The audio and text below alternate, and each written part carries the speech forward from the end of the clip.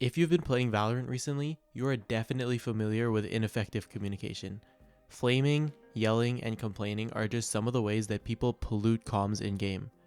But good communication is very different from bad communication, in that you might not even notice when communication is good, but you'll definitely notice when it isn't. In this video, I want to go over simple things that you can do to make sure your communication in Valorant is more effective and helps your team win the game. The first thing that you can do to improve your comms is to talk less. Yeah, I know this is a video about how to talk better, so talk less might sound counterintuitive, but it's true.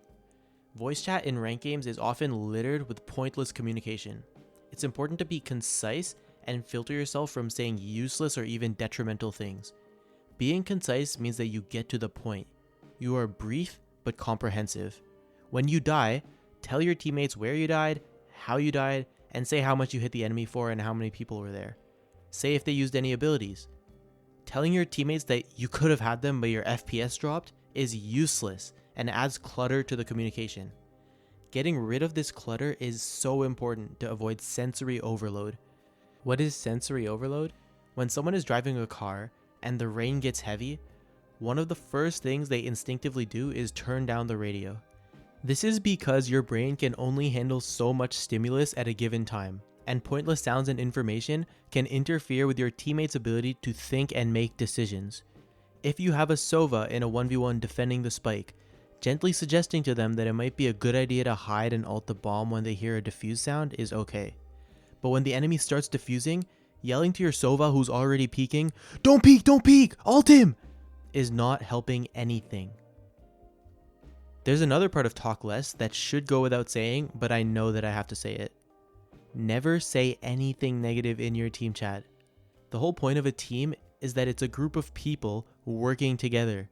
Flaming takes away valuable mental energy from you and the person you flame that should be focused on winning the game. You both lose sight of who your actual opponent is.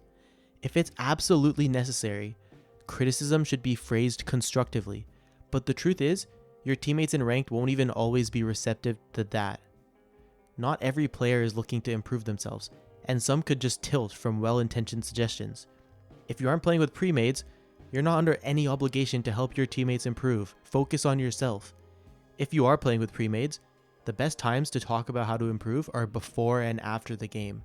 Keeping your comms restricted to relaying information and making plans is probably the best way to go about it.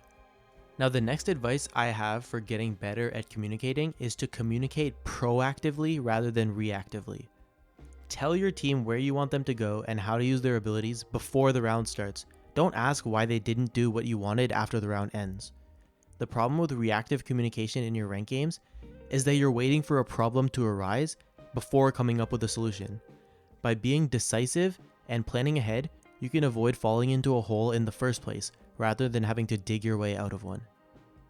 If you try being proactive in your ranked games, people will listen to you.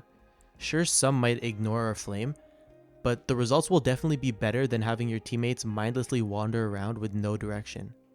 5 teammates committed to executing a bad plan is always better than 5 individuals carrying out their own genius missions by themselves. Players gravitate towards people who take leadership roles, and by being assertive and not being reactive, you can set your team towards preventing problems rather than trying to solve them. The last and most important tip that I have is to change your mindset towards communication. If we can so clearly differentiate between good and bad communication, it stands to reason that communication is a skill. Just like aiming and game sense, the better you are at communicating, the higher your chance of winning. The outcome of all your games is just a combination of many different factors, and communication is one of the ones that's in your control. Changing your view of communication from just something that you do while you play to a skill you can actually work on and gain an advantage from will help your progress significantly.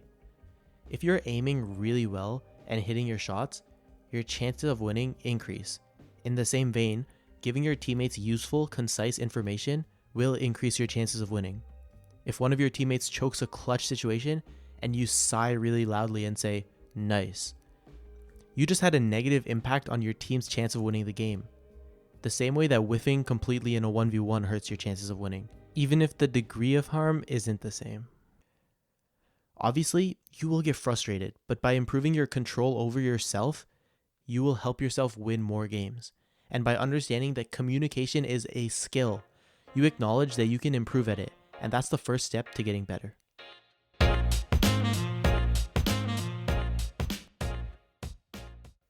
I hope that what I talked about in this video gave you some sort of direction on how you can improve the way that you communicate while you're playing Valorant. If you happen to enjoy the video, please leave a like below and let me know what you thought in the comments. I read all the feedback and I appreciate it so much. And if you're looking for more Valorant discussion and tips, you can subscribe down there. I will see you guys next time. Thank you so much for watching and have a great day.